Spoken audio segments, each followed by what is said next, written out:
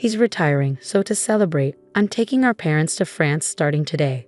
I'm borrowing your platinum card for the trip. We're going to enjoy ourselves using your credit card. What a trip. What are you talking about? Exactly what I said.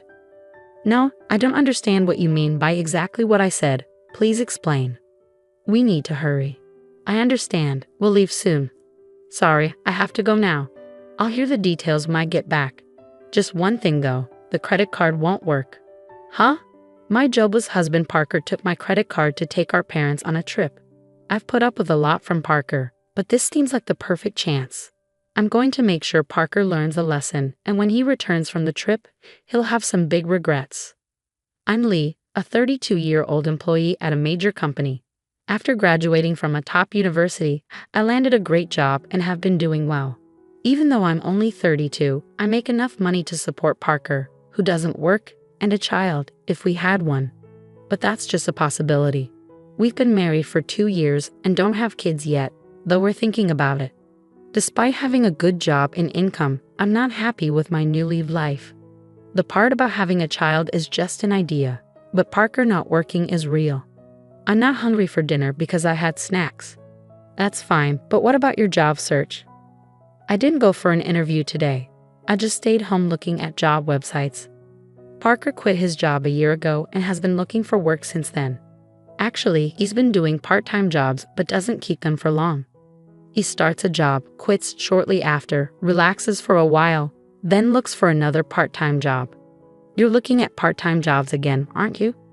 I'm looking at both full-time and part-time. Why don't you stop looking for part-time jobs and focus on finding a full-time position? I know, but there is a right time for everything.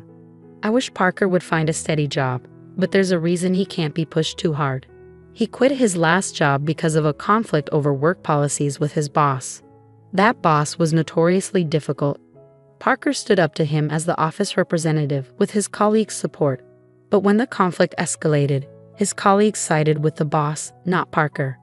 As a result, Parker lost his boss's approval, felt betrayed by his colleagues, and found it hard to stay, so he left the company. Parker, dinner's ready. Can you bring it here? After quitting his job, Parker became withdrawn, staying in his room.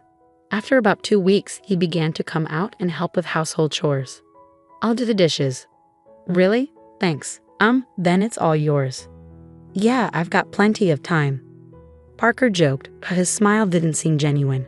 Yet, another 2 weeks later, he started looking for a new job. I have an interview today. Is it your top choice?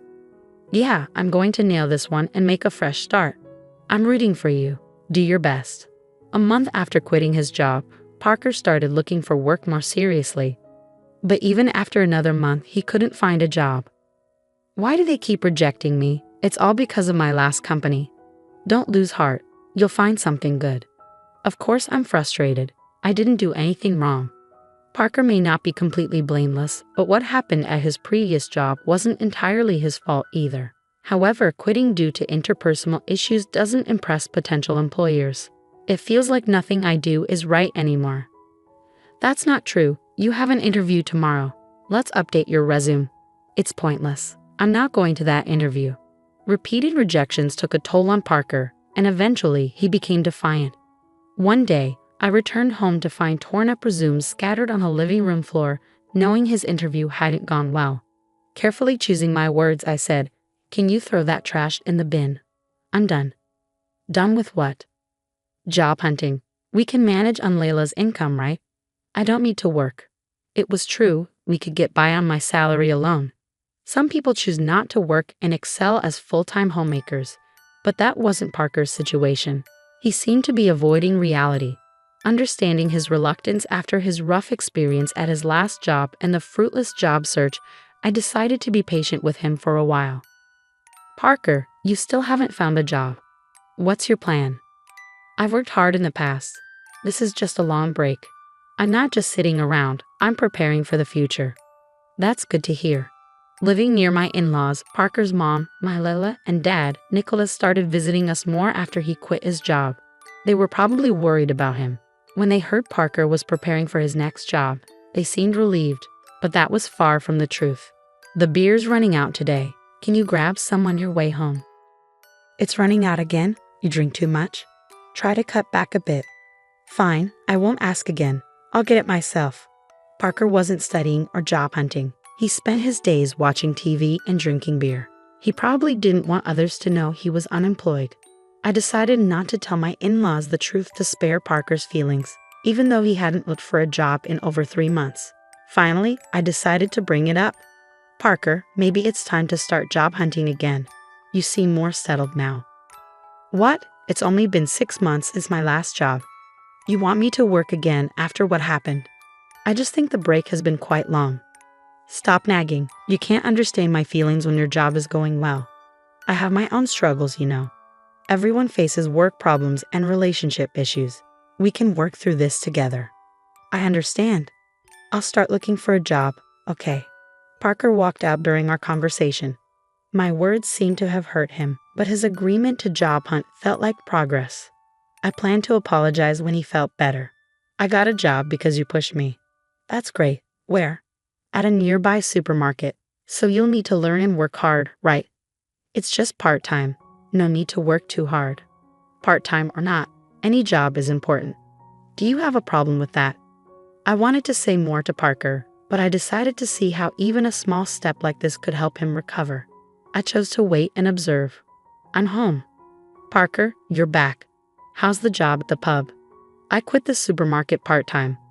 Why? It hasn't been that long. A college student there was being bossy, always telling me to put the vegetable boxes at the bottom in storage. It felt like harassment.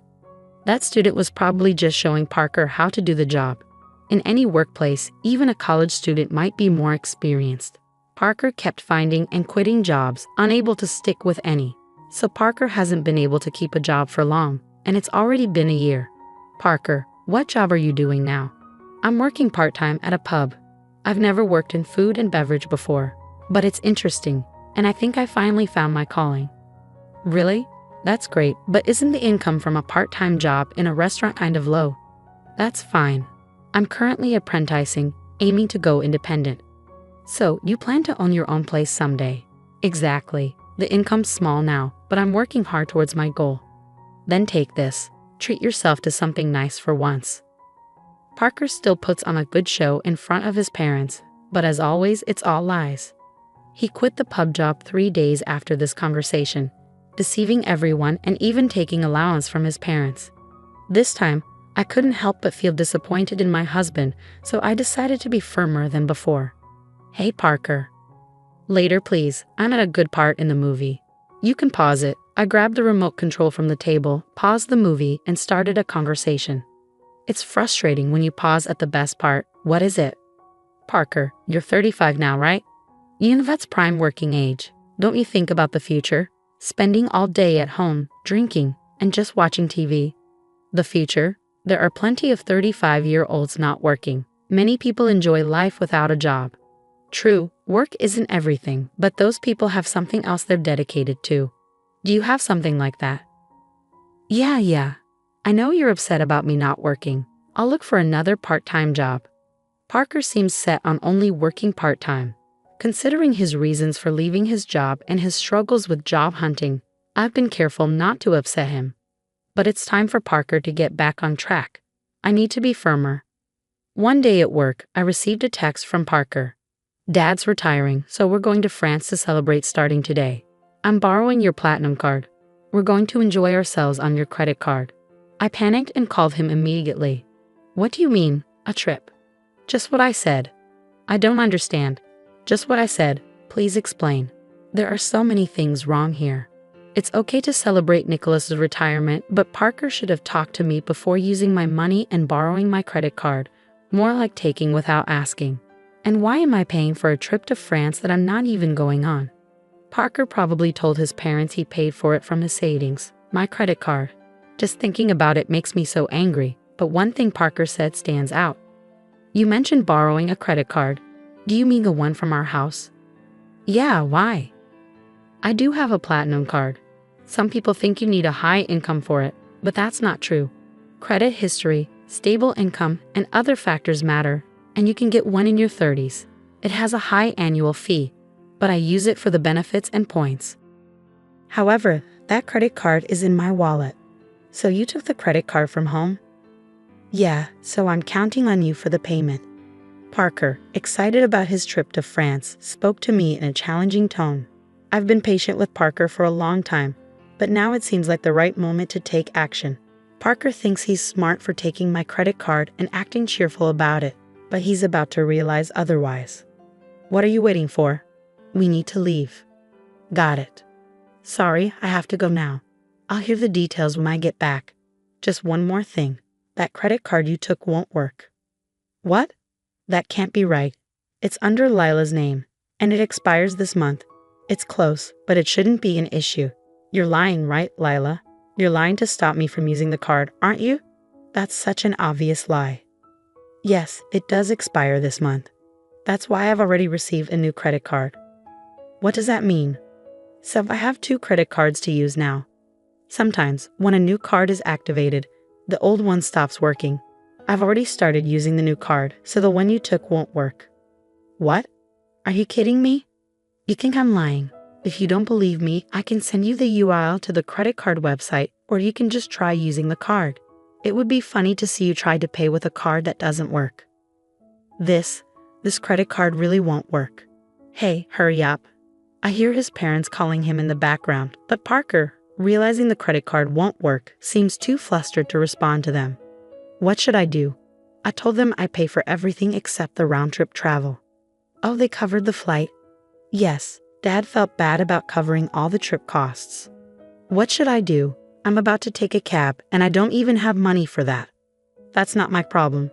You said you would pay for everything except the flight. Using my credit card in the first place was wrong. You should pay with your own money. How can I? I don't have any money right now, Parker. You haven't been taking work seriously. It's your fault for trying to impress, taking your parents on a trip without any money. I'm at work, so I have to hang up now. I just wanted to tell you about the credit card. Wait. I hung up and returned to work. Parker, unable to pay for even the cab, would have to come clean with his parents. That evening, after I finished work, I received a call from my Leila. I heard from Parker. He tried to use your credit card and lied about working. I'm sorry for the trouble. No, don't apologize, my Leila. I'm sorry for the inconvenience with the credit card. Are you okay with the money? We'll cover the cost of this trip when we return. I'll make sure Parker apologizes and starts looking for a job immediately. I'm sorry, my Leila, but I'm considering divorcing Parker. Divorce? Because of this? It's part of it, but Parker has been taking money from me for a while. What? I stopped giving Parker money to limit his drinking. He got a part-time job and started buying his own alcohol. But his part-time salary wouldn't cover daily drinking. Parker was taking money from my wallet to buy alcohol. He repeatedly took amounts ranging from $4 to $40. Over a year, the total became significant. I hadn't been tough on Parker, hoping he would change, but when he took my credit card for his trip, it wasn't just about $42 anymore. This increase in what he took made me believe he had no intention of changing. I understand. Should I inform Parker about the divorce? Could you just tell him I want a divorce? We'll discuss the rest when he gets home. About an hour later, the next morning after my conversation with my Leila, Parker called. He must have learned about the divorce from my Leila, though I had asked her to wait until he returned to discuss it. Feeling drained, I chose not to answer his call. When I returned home from work that evening, I found Parker already there. He had cut his trip short. I'll start working seriously now. Please don't leave me, he pleaded as soon as I entered the living room. Seeing Parker, he'd immediately apologized. His remorse seemed genuine, but it came too late. He had a whole year to change, yet he was asking for another chance now. Despite my repeated warnings, he had wasted every opportunity. I'm not going to give Parker another chance because he gave up on me. My decision is final. Can you leave? Please don't say that. If you won't leave, should I move out? Only if you can afford the rent here. Parker fell silent. He didn't even have the money for next month's rent, let alone any income. My words and the reality of the impending divorce seemed to sink in for him. With nothing to take, Parker appeared to leave the house, likely heading to his parents' place. I briefly considered asking if he had money for transportation, but Parker isn't a child. He should handle his own affairs. Sadly, I watched him go. After leaving our house, Parker went to his parents' home. Later, I received a call from my Layla. They allowed Parker to stay for one night but asked him to leave the next day. They were concerned he might become too dependent on them if he stayed longer. It must have been tough for them as parents to make this decision, but they felt it was necessary for Parker's sake. Cast out by his parents, Parker returned to our house, pleading with me. "Please help me. I've got nowhere to go and no money." That's the result of your own actions. You need to handle this yourself. Everyone faces difficulties, and while it's okay to seek help sometimes, all you've done in the past year is neglect your responsibilities and do as you please. I didn't allow Parker into the house and turned him away from the doorstep. The divorce eventually went through. Parker was hesitant, but with his parents' support, it happened faster than expected. I'm not sure what happened to Parker afterward, but he's likely still moving from job to job and making excuses. I thought I would feel lonely without Parker, but I didn't. His attitude had been stressful, and I was always careful not to upset him. No longer needing to accommodate him, I've been living more comfortably. Unconsciously, our life together was a burden. I'm relieved I didn't let myself get dragged down with him. Now, I can live without having to cater to anyone else.